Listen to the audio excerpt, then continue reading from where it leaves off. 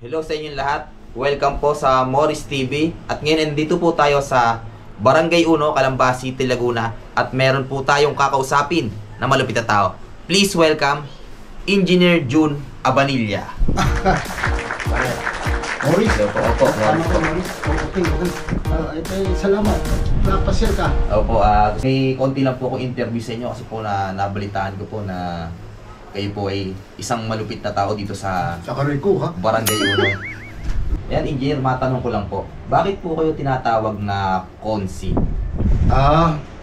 Naging konsihal kasi ako dati dito. Way back, siguro mga 25 or 27 years ago. Kasi ang ama ko naman naging kapitan din ng Opo. barangay. So, siguro sumusunod lang sa yapak. Tumakbo ako minsan, pinalad, naging primera konsihal. Tapos, yung ganun. Ibig sabihin nun, magaling pong mamahala bilang kapitan yung inyo pong Yun magulang. yung feedback na nakakarating sa akin. Kaya siguro, nakakapag-isip ako na gusto ko din sundan yung yapak ng ama ko. Okay. Engineer, ang sabi po ng mga tao dito, kayo daw po ay tinuturing na leader dito sa Barangay 1. Totoo po ba Siguro, yun? tingin ko, Okay. kasi pagka may mga konting problema, may mga okasyon dito, kahit pa paano kinukunan ako ng opinion kung anong maganda. Yan. Ano po ba ang trabaho ninyo? Sa ngayon, ang trabaho ko ay konektado pa rin ako sa drilling under Lopez Group of Companies. Ang trabaho ko ay consultant or advisor sa health, safety, and environment. Okay po. Narinig ko po lagi dito yung Batang Crossing. Ano po ba yung ibig sabihin ng Batang Crossing? Siguro nakagawian yun, palibhasa ang birth certificate ko ay dito ako pinanganak eh. Pero huwag mo lang itanong kung gaano katagal, pero matagal na talaga. So naging tatak na lang yun. Palibhasa Opo. itong kalakhang lugar na ito, ang tawag dito, crossing, laki ako dito. Tapos yung, basta batang ipinanganak dito, ang tawag Batang Crossing. Maiba tayo, engineer. Tatakbo daw po kayo ngayon na kapitan.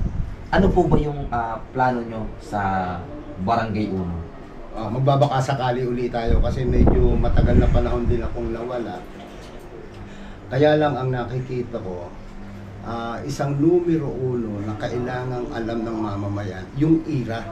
Apo, yung IRA yun. Oo. Yung IRA kasi, yan yung tinatawag na Internal Revenue Allotment. Ngayon, ano na yan? National Tax Allotment na ang tawag mula nung maipasa yung batas na pinairan ni Kagalang-galang Mandanas at ng Batangas at Governor Garcia, I think, ng Bataan. Okay po. So tumaas pa yung pondo, yung mga allotment na yan ang galing sa mga buwis ng mamamayan. Ang problemang nakita ko, mukhang hindi nakakarating ng maayos. Okay po. Yun nga po ang katanungan ko, engineer. Ano po ba yung nakikita niyong problema sa pag-ikot niyo po dito sa crossing? Oo. Ano po yung nakikita niyong problema?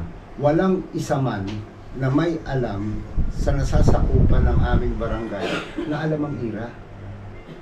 In reality, kung titingnan mo, dapat nga kung ang gusto mo ay transparency at good governance, bago ka pa lamang pumapasok ng barangay hall, dapat nakapaskil na dyan yung IRA. Okay. Ibig sabihin ng IRA, anong budget, anong pinaggugulan, ano yung parang mga beneficios para sa inyo, para lang sa ganun, mapabigay. Yun nga po, paano po ba inaalagaan yung budget ng barangay? Oo, ganito yan kasi. Ang IRA kasi, nalaan para sa barangay, nahahati yan sa 6. Ipagalimbawa natin, simple na lang. Kung ang isang barangay, merong 10 milyon na budget, Okay po. ang 55% nun, or 5.5 million, nakalaan yan para sa gastusin ng mga namamahala sa barangay, mga honoraria, mga ganyan. And then yung 20% na 2 million, nakalaan naman yan para dito sa tinatawag natin proyekto. Kung ano man yung mga proyekto. Ang 10%, ito naman yung para sa mga kabataan, or 1 million. So yung mga SK na tinatawag natin. And then, meron din tayong natitira pang 15%. Yung 5%, iniuukol naman yan sa GAD, Gender and Development Fund. Wherein, ang halaga niyang 5% na yan ay 500,000, wherein ibinibreak pa yan sa 5. Yung 1% para sa mga matatanda, yung mga senior citizen, ang halaga niyan 100,000. 100,000 din para dun sa may mga kapansanan, PWD. 100,000 din para sa mga buntis. 100,000 din para dito sa mga yung mga ano ba, ang mga asawa'y sumakabilang bahay. Oo. Mga single mom. Single mom po. Diba? Okay. So, yung 1% naman ay 100,000 din, nakalaan naman yan para sa mga bata, sa kanilang mga medisina. Okay. Kaya yan, 500,000 na yan, kahit pa hindi hingin ng mga obligasyon po ng namumuno, okay na po. ibigay yan. Okay? Now, ang ginagawa lang nung iba, kapag ka meron kahit na anong programa, pinapupunta pa yung mga tao na yan sa barangay hall. Abala pa yon. Abala pa, parang nahihirapan At saka yung hindi mga- pa yon. Imagine mo, magkano na pamasahe ngayon. Meron na kasing teknolohiya. GCash lang ang katapat po, isesend lang po. Baga. Oh, di pagka nakuha mo lahat kung sino-sino yung mga yan, na-verify, na totoo nga yan, o di padala mo lang sa GCash, tapos na. Gcash, very easy, ano, napakadali lang po. Hindi na kailangan kasi Wala yung nang mga tao. marami pang ika nga sabihin nating bureaucracy. Kasi minsan, hindi ko alam kung yan political strategy o ibig sabihin gusto ko makita Gustong ng tao. makita, gustong Eh, kung magpakilala. gusto mo pa. makita, makita ka lang, punta mo sa bahay. Ayun. Hindi ba? Mas madali nga po yung Gcash na lang. GCash na lang. Hindi na mahirapan yung mga tao, hindi na hassle na pumunta pa sa... Madali ang buhay. Ano, baga. Oo. Kaya nga meron tayong, ano na ngayon, magandang system. Ngayon, isang daing sa mga pinupuntahan namin, bukod sa hindi na napapabigay, napakatagal ng proseso sa barangay. Minsan yung iba, isang araw, 2 araw, hindi mo makita yung kapitan, 3 araw, ang nangyayari, nagpapabalik-balik yung tao. Pag tinuus mo yung gastos, pagkabalik-balik Pare- mo pantay abay na ang ng mahal, bibigyan. naghahanap nga ng trabaho Oo. hindi ba? So ngayon, ang isa sa pinropose ko, at ako naman, hihingi din ng tulong sa mga bata, kasi hindi naman ako techie. So ang gagawa ng digital platform, kasi naano ko din to, kung sakasakali ko, kopyahin ko din lang sa ibang barangay sa Maynila. Na ang ginagawa nila, yung mga barangay clearance na yan, pinipirmahan na lang sa telepono. Meron ka ng digital platform. Digital platform. No, kung halimbawa, kailangan mo ngayon ng sabihin nating barangay clearance o yung mga tinatawag nating indigency clearances, kahit sa bahay mo, kung hindi ka naman marunong, may telepono yung kapitbahay mo, iba to na kailangan mo yung ganitong certificate, pag nakarating sa akin, ipi-PDF mo lang naman yan. So, pipirmahan mo na, pagkapirma, ipadala mo uli sa barangay, seselyuhan. Ngayon, tatawag ka ngayon sa barangay, kung okay na yung yung clearance mo, pagpunta mo doon, di kunin mo na. Wala mang bayad yun. Walang hassle, ano po. Walang Matanong hassle. ko lang, engineer, no? Paano po nabuo yung team ninyo? Siguro yung mga team na yon, hindi ko naman kinuha yan. Opo. Sila yung mga taong kusang loob na sumama sa akin. Kasi hindi naman ako yung taong maraming pera. Ang akin lang naman ay advokasya. Yung ika nga iparating, imulat yung mga tao na kayo ay may mga benepisyo na nakapaloob sa ira. Kaya ipinaalam ko sa inyo, dahil kapag hindi nyo alam, kayo ang malalamangan. Pag pinaubaya mo lahat sa namumuno yan, may tulog tayo dyan. Ito po, engineer. Ano po ang masasabi sa inyo ng mga tao dito sa Barangay Uno? Siguro through the years, ito parang self-serving, maayos naman yung mga anak ko. O ika nga, maayos naman yung pamilya namin. Sabihin natin na kahit papaano naman, ay kumakain ng 3 beses maghapon, Okay. law-abiding citizen yung buong pamilya namin. Maaring wala kaming magagarang tahanan, pero ika nga, pagdating naman sa kaibigan, napakadami na. Okay po. Ito, engineer, may konti lang akong katanungan. Pastok lang po ito. Oh. Medyo, ano lang to, parang game, mabilisan lang. So, ayan po. Ito, babasahin natin. Ano ba ang tingin ninyo okay na skincare? Ang alam ko lang Avon. Ibon mo.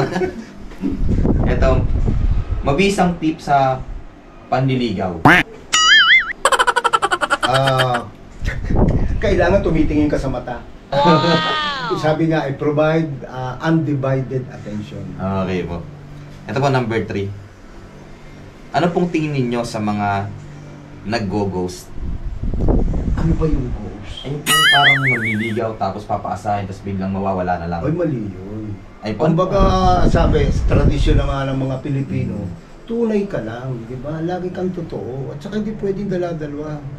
Isa lang. Okay. Ayun, engineer, bakit po mahirap mag-move on? Ang problema kasi sa mag-move on kasi emotional yan. Okay. Di ba? Galing sa emosyon, galing sa puso. Kaya ang hirap mag-move on. Okay. Ito po, Spider-Man o Batman? Kay Batman ako kasi gentleman yun eh. Si Spider-Man, may birthday yan. Dagdagan ko lang, darating na 29 ng October o saka ng bago ang eleksyon, magsasabog ng sapot yan. Saka ng biyaya. Yan ang birthday ni Spider-Man, October 29. October 29 po, malapit na. Malapit na. Oo.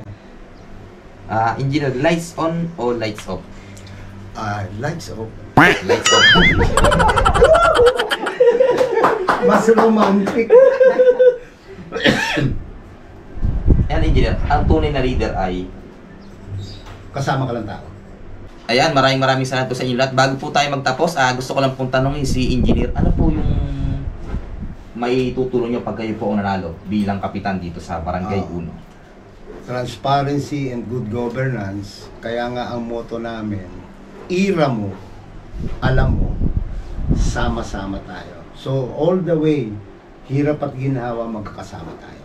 Okay. Ayan, engineer, baka may gusto kayong iparating dito sa inyong nakasakupan, dito sa Barangay Uno. Okay. So tandaan nyo lang yung lagi kong sinasabi, simple lang naman yun. IRA, Internal Revenue Allotment, may karapatan ka, may benepisyong nasa loob doon. Madali lang tandaan. Tandaan nyo lang, 55, 2010, 555. So yung mga sinabi ko kanina, yan lang ang kahit na magkano ang IRA na ibibigay sa ating barangay, alam natin ang hatian. So hindi na kayo maliligaw, hindi na rin yan mapapakialaman. Sa halip na ang natatanggap lang natin ay 555 na puro sardinas, baka naman po pwedeng ma-convert naman sa corned beef.